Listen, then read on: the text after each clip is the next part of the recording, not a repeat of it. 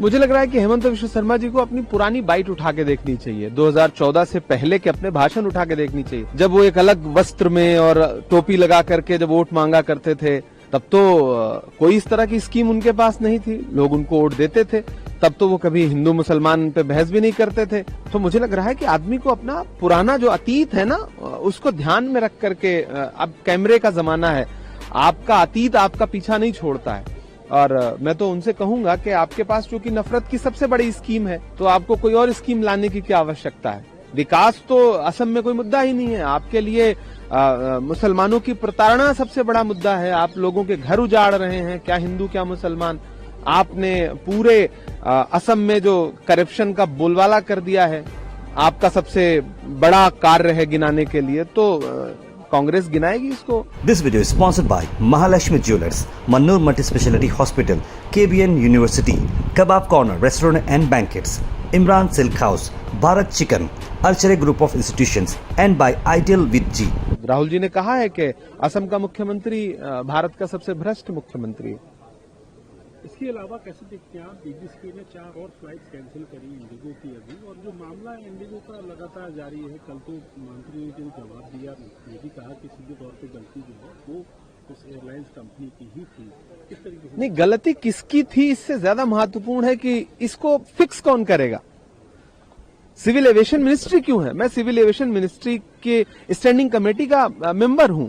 मैं देखता हूं कि मीटिंग्स में हम लोग क्या क्या सजेशन देते हैं, और मिनिस्ट्री उसको कहां, उस पर कान तक नहीं देती है, ध्यान तक नहीं देती है। देश में पिछले 6-7 महीने में अहमदाबाद जैसा प्लेन क्रैश हुआ है, सैकड़ों लोग मारे गए, उसके बाद लाखों यात्री एयरपोर्ट्स पर चीखते चिल्लाते रहे। भारत में सरकार है, कोई मंत्री है, कोई जवाबदेही है, ये तो दिखा ही नहीं। क्योंकि मंत्री जी तो किसी शादी में, मैंने सुना, बड़ा शानदार नृत्य कर रहे थे। तो यात्री जो है एयरपोर्ट पे भूख से परेशान होकर के नाच रहा है, और मंत्री जी कहीं और।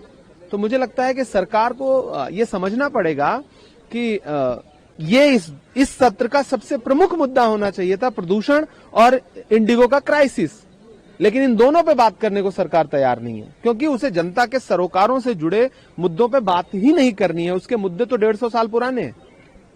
आपने एयर पोल्यूशन की बात कही, हवा में जो है जो घुल रहा है उसकी बात कही, जहरीली हवा होती है उसकी बात कही। नेता विपक्ष राहुल गांधी ने बाकायदा इस बात को आज लोकसभा में रखा और कहा कि इस पर विशेष चर्चा होनी चाहिए, पार्टी पॉलिटिक्स से उठकर चर्चा होनी चाहिए कि आखिरकार हवा जहरीली क्यों होती जा रही है, बड़े बड़े शहरों के अंदर हवा में जहर क्यों घुल रहा है। देखिए, राहुल जी हमेशा देश को एक संदेशा और एक मैसेजिंग करते हैं कि स्वस्थ पॉलिटिक्स क्या हो सकती है। संसद का सत्र चल रहा है, हवाएं जहरीली हुई हैं 2014 के बाद से तो बहुत हो गई हैं, और सरकार मानने को तैयार नहीं कि हवा जहरीली है।